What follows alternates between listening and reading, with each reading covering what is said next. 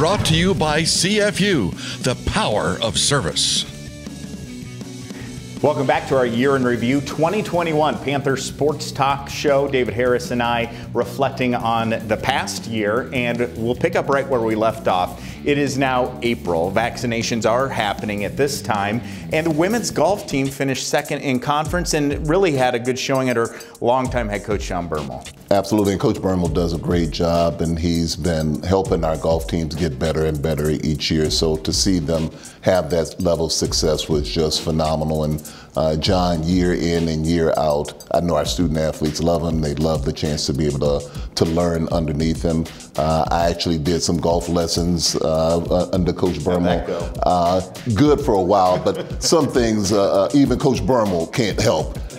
So you can't give him, you can't blame him for that, but he does a great job for us. Softball won about every award possible. Coach of the Year, Newcomer of the Year, Pitcher of the Year, Player of the Year, and getting the program's first ever at-large NCAA tournament appearance. They beat the Cyclones in the regular season. Just a lot of good stuff happening in the month of May. Absolutely, and you talked about softball. I had a chance to be able to go to the tournaments, and it was just great. So many postseason bids and awards for our student athletes, and as you mentioned, having a chance to go to the NCAA tournament and beat Iowa State in that situation was just a great year for them.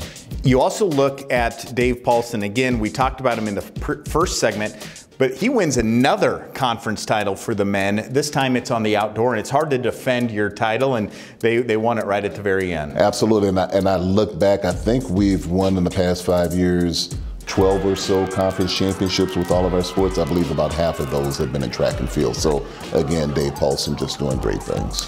A much needed break, June, July. You catch your breath and start preparing for a more regular school year that'll kick off in August. Right, and so you spend a lot of time during the summer trying to get your student athletes, your coaches, your teams vaccinated, because we know the requirements were going to be a little bit different for those who were vaccinated versus those who weren't. So we spent a lot of time in that environment trying to encourage student athletes and coaches to get that taken care of, because we knew going into the fall that would give us a better chance to be competitive and not have any issues related to COVID.